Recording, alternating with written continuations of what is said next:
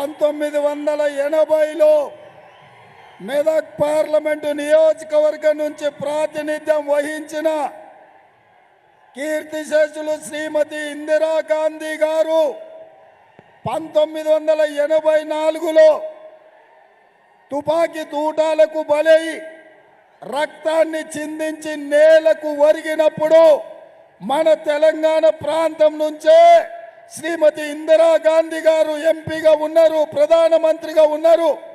ఈరోజు ఆనాటి ఇందిరమ్మ అంశపూర్తిగా ఈరోజు శ్రీమతి ప్రియాంక గాంధీ గారు తెలంగాణ ఇచ్చిన తల్లి సోనియమ్మ ముద్దు బిడ్డ శ్రీమతి ప్రియాంక గాంధీ గారు మన కొడంగల్ గడ్డ మీద కాలు మోపి ఈ భూమిని, ఈ నేలను, ఈ గాలిని పునీతం చేసింది. శ్రీమతి ప్రియాంక గాంధీ గారిని మాట్లాడడానికి ఆహ్వానిస్తున్నా. మీరందరూ నిలబడి పెద్ద ఎత్తున చప్పట్లు కొట్టి శ్రీమతి ప్రియాంక గాంధీ గారిని మాట్లాడవలసిందిగా వారిని ఆహ్వానిస్తున్నాను.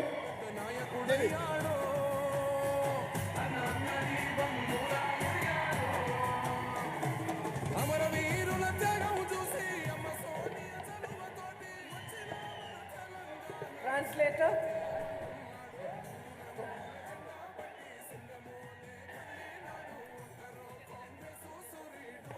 मेरी प्यारी बहनों, मेरे प्यारे भाई, ప్రియమైన సోదరి సోదరీమణులారా, అక్క చెల్లెల్లారా, అన్న తమ్ముళ్ళారా, कितने समय से इंतजार कर रहे हैं आप?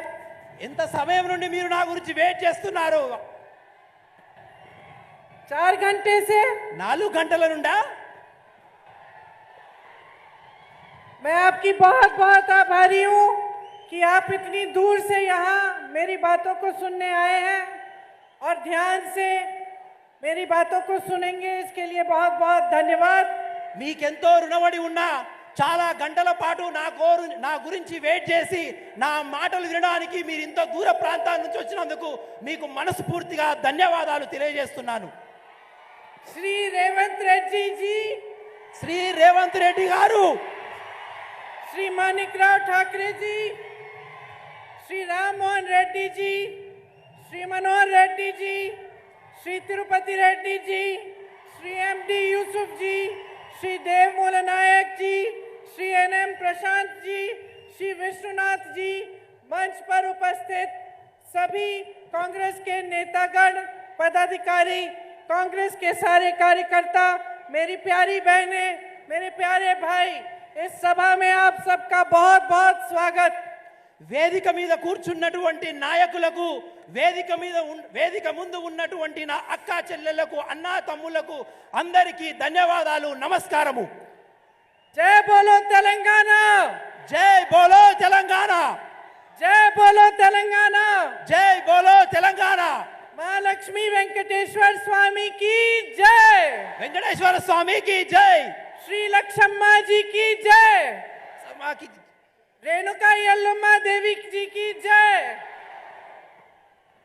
रेवंत जी मेरे साथ खड़े हैं, आप सब इनको जानते हैं,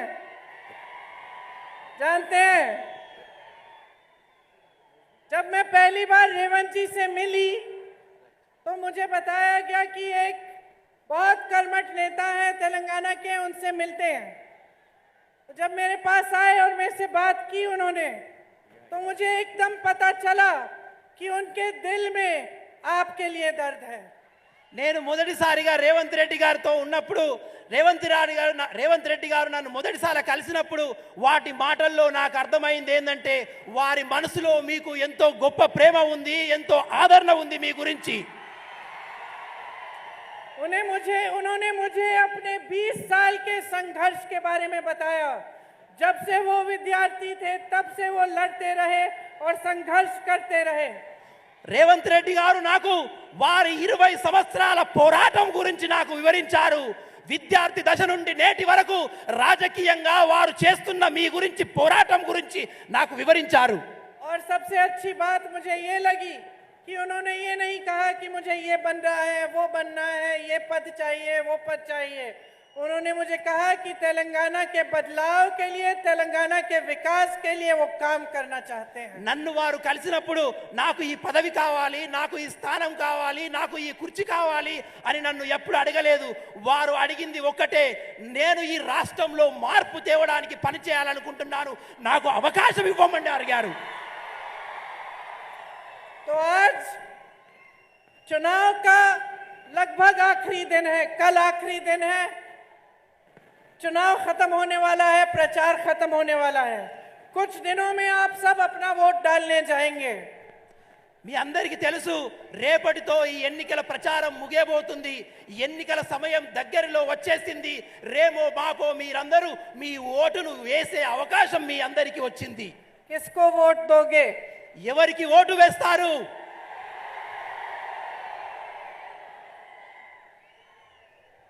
लेकिन आज क्योंकि चुनाव के आखिरी दिन है प्रचार के, मैं आपसे थोड़ी गहराई में बात करना चाहती हूँ।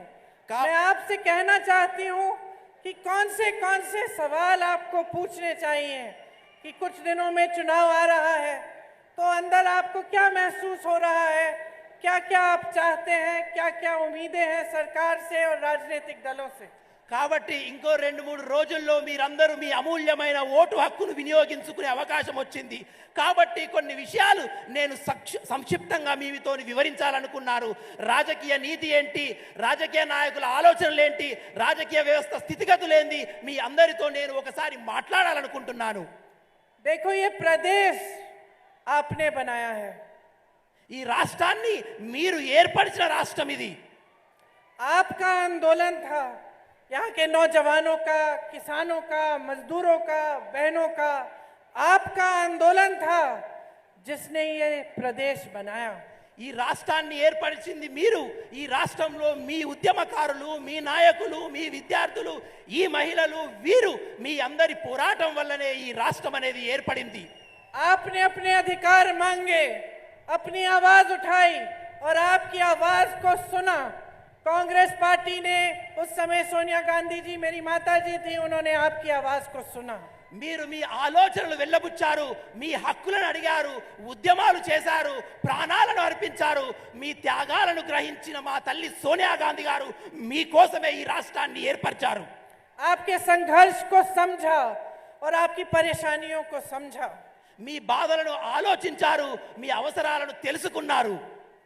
लेकिन संघर्ष आपका था, కానీ ఉద్యమం మీది, పోరాటం మీది. आपके खून पसीने से बना ये प्रदेश। మీ చెమట రక్తంతో మీరు ఈ రాష్ట్రాన్ని ఏర్పరిచారు. सैकड़ों नौजवानों ने अपनी जान दी कि तेलंगाना बने। వేలాది మంది యువకులు తమ ప్రాణాలు అర్పించారు ఈ తెలంగాణ ఏర్పాటు కావాలని. और प्रदेश की सारी जनता ने एक सपना देखा था। वो सपना था कि तेलंगाना में अपना ही राज होगा, कि तेलंगाना में ऐसी सरकार बनेगी जिससे सब नौजवानों को रोजगार मिलेगा, तेलंगाना का विकास होगा। यही था आपका सपना और यही आज आपका सपना है। తెలంగాణ వాసులందరూ, యువకులందరూ, ఉద్యమకారులందరూ అనుకున్నది ఒక్కటే, తెలంగాణ రాష్ట్రం ఏర్పడినాక మా ఆలోచనలతో కూడిన తెలంగాణ ఉంటుంది, మా ఉపాధి అవకాశాలతో కూడిన తెలంగాణ ఉంటుంది, మాకు స్వేచ్ఛ స్వాతంత్రంతో కూడిన తెలంగాణ ఉంటుందని అనుకున్నారు. जब हमारे साथी या हमारे परिवार के सदस्य एक आंदोलन के लिए या अपने जिन चीजों में विश्वास करते हैं उसके लिए अपनी जान देते हैं, तो हमें उनके प्रति बहुत श्रद्धा होती है। ఎవరైతే ఒక ఉద్యమం గురించి, ఒక అవసరాన్ని గురించి తమ ప్రాణాలను సైతం లెక్క చేయకుండా ఉద్యమం చేస్తారో వాళ్ళ ఆలోచనలు పరిమళకు తీసుకోవాలి, వాళ్ళను గౌరవించాలి. जब शहादत देते हैं देश के लिए, प्रदेश के लिए, जनता के लिए, तो और भी हमारी श्रद्धा उनके प्रति बढ़ती है। ఉద్యమంలో ప్రాణాలు అర్పిస్తారు కొందరు, దేశం గురించి, రాష్ట్రం గురించి, ప్రజల గురించి. అటువంటి వారి మీద ఎంతో గౌరవప్రదమైన ఆలోచన మనకు ఉండాలి. मैं ये बात अच्छी तरह से निजी तौर से जानती हूँ, क्योंकि मेरी दादी जी इंदिरा गांधी जी ने भी इस देश के लिए शहादत दी, मेरे पिताजी भी इस देश के लिए शहीद हुए, उनके खून के बूंद इस धरती में मिले हुए हैं। ఉద్యమ స్ఫూర్తిలో ప్రాణాలు అర్పించిన వారి త్యాగాన్ని నేను గుర్తుకుంచుకోగలుగుతాను. ఎందుకంటే మా నాన్నమ్మ అయినటువంటి ఇందిరాగాంధీ గారు, నా తండ్రి గారైనటువంటి రాజీవ్ గాంధీ గారు ఈ దేశం కోసం ప్రాణాలు అర్పించారు. వారి రక్తపు చుక్కలు ఈ భూమిలో ఇంకి తమ ప్రాణాలను అర్పించారు. इसीलिए मैं समझती हूँ कि जो शहीद होता है उसके परिवार वाले, उसके करीबी, उसके साथी क्या सोचते हैं, क्या चाहते हैं. ఉద్యమంలో ప్రాణాలు అర్పించిన వారి నాయకుల యొక్క కుటుంబాలు, వాళ్ళ బంధువుల యొక్క ఆలోచనలు ఎలా ఉంటాయి, వాళ్ళ స్థితిగతులు ఎలా ఉంటాయి అనే విషయం నేను అర్థం చేసుకోగలను. और मैं अपने अनुभव से ये कह सकती हूँ कि वो यही चाहते हैं कि इनकी शहादत व्यर्थ न हो. నేను తెలుసుకోగలుగుతాను, ఎవరైతే ఉద్యమంలో ప్రాణాలు అర్పించారో వాళ్ళ త్యాగాలు వృధా కావద్దని వారి కుటుంబ సంబంధులు అనుకుంటారు. कि जिन असूलों के लिए, जिस मिट्टी के लिए वो शहीद हुए, उसका अच्छा हो, वो बने रहे और अच्छी तरह से सबका उस मिट्टी में, उस देश में, उस प्रदेश में विकास हो, सब आगे बढ़े और जो सपने थे उनके वो साकार हो. ఏ భూమి గురించి, ఏ నేల గురించి అయితే వారు ప్రాణాలను అర్పించారో వాళ్ళు అనుకుంటారు ఆ భూమిలో, ఆ దేశంలో ఉన్నటువంటి అన్ని వర్గాల ప్రజలు ఉన్నత స్థాయిలో ఉండాలని, అభివృద్ధి చెందాలని అనుకుంటారు. इसलिए मैं जानती हूँ कि तेलंगाना में भी जो आंदोलन हुआ, आप उसे व्यर्थ नहीं जाने देना चाहते. కాబట్టి నేను తప్పనిసరి మీ మీద నమ్మకం ఉంది. ఎవరైతే తెలంగాణ పోరాటంలో ప్రాణాలు వదిలేశారో వాళ్ళ ఉద్యమ స్ఫూర్తికి అనుగుణంగా, ఆశయాలకు అనుగుణంగా మీరు మెసులుకుంటారని. आपने तेलंगाना का सपना देखा, वो सपना साकार हुआ, तेलंगाना प्रदेश बना, आपने एक सरकार चुनी, बीआरएस की, केसीआर जी की सरकार आई. మీరందరూ తెలంగాణ గురించి స్వప్నం కన్నారు, అనేక సంవత్సరాలు తెలంగాణ రాష్ట్రం కోసం పోరాటారు. తెలంగాణ రాష్ట్రంలో బీఆర్ఎస్ ప్రభుత్వం వచ్చింది. ఇప్పటికి 10 సంవత్సరాలు గడిచాయి. मैं केसीआर जी को जानती नहीं हूँ, इसीलिए मैं उनकी नीयत के बारे में बोल नहीं सकती, लेकिन मुझे लगता है कि जब शुरू में सरकार बनी होगी तो हो सकता है कि उनकी भी नीयत सही थी, अच्छी थी और वो भी चाहते थे कि आपके लिए विकास होगा. నాకు కేసీఆర్ గారి గురించి అంతగా పెద్ద విషయ పరిజ్ఞానం లేదు, వారి యొక్క నీతి జ్ఞానం గురించి నాకు ఆలోచన లేదు. కానీ మొదటిలో రాష్ట్రం ఏర్పడినప్పుడు వారు కూడా మీ గురించి ఏమైనా చేస్తారేమోనని నేను అనుకున్నాను. मैं केसीआर जी को जानती नहीं हूँ, लेकिन उनके काम को जानती हूँ. కేసీఆర్ గారి గురించి నాకు తెలియదు, కానీ కేసీఆర్ గారి పనితీరు గురించి మాత్రం నాకు పరిజ్ఞానం ఉన్నది. और जैसे आपने 10 सालों में इनके सरकार का काम देखा, उसी तरह से हम कांग्रेस के नेताओं ने भी उस काम को देखा. మీరందరూ ఏ విధంగానైతే ఈ 10 సంవత్సరాల బీఆర్ఎస్ పాలనను చూశారో అదే విధంగా కాంగ్రెస్ పార్టీ తరఫున మేము కూడా ఆ పనితీరును నిక్షేపంగా పరిశీలిస్తున్నాము. और जैसे जैसे समय आगे बढ़ता चले गया, हमें यही दिखा कि सत्ता मिल गई, पैसा मिल गया, भ्रष्टाचार फैलने लगा और जनता के जो सपने थे, जनता की उम्मीदें थी, जनता की आशाएं थी, उन्हें भूला गया. 10 సంవత్సరాల సమయం గడుస్తున్న కొద్దీ పైసలు చూస్తున్నటువంటి ప్రభుత్వాలు ప్రజల యొక్క ధనాన్ని కొల్లగొడుతున్నారు. కుంభకోణం మీద కుంభకోణం చేస్తూ ప్రజల యొక్క ధనాన్ని ఈ బీఆర్ఎస్ ప్రభుత్వం పూర్తిగా కొల్లగొట్టింది. हम सब देख के चौंक गए कि केसीआर जी के परिवार के एक एक सदस्य को मंत्री का पद मिल रहा था, बड़े बड़े रोजगार मिल रहे थे, बड़े बड़े महल बन रहे थे, लेकिन जनता पीछे चली जा रही थी. गरीब और भी गरीब होते चला जा रहा है. మేము తెలంగాణ వికాసాన్ని పరిశీలించినప్పుడు రోజులు గడిచే కొద్దీ ప్రజల యొక్క ధనాన్ని కేసీఆర్ గారు దోచుకుంటానే ఉన్నారు. వాళ్ళ కుటుంబ సభ్యులకు పదవుల మీద పదవులు లభిస్తూనే ఉన్నాయి. వాళ్ళు పెద్ద పెద్ద రాజమహల్లు కట్టుకొని నివసిస్తున్నారు. కానీ తెలంగాణ ప్రజలు రోజు రోజుకు బీదలుగానే మారిపోతున్నారు. जहां नौजवानों को रोजगार मिलना चाहिए था, उनकी आशाएं बढ़नी चाहिए थी. इतना मजबूत आपका प्रदेश है, इतनी तकनीकी आपके पास सुविधाएं हैं, आप पढ़े लिखे हो, लेकिन हमने देखा कि नौजवानों को रोजगार नहीं मिल रहा है. तमाम नौजवान बेरोजगार हैं. తెలంగాణలో ఉన్నటువంటి యువకులందరూ ఎన్నో ఉద్యోగాలు వస్తాయని ఆశపడ్డారు.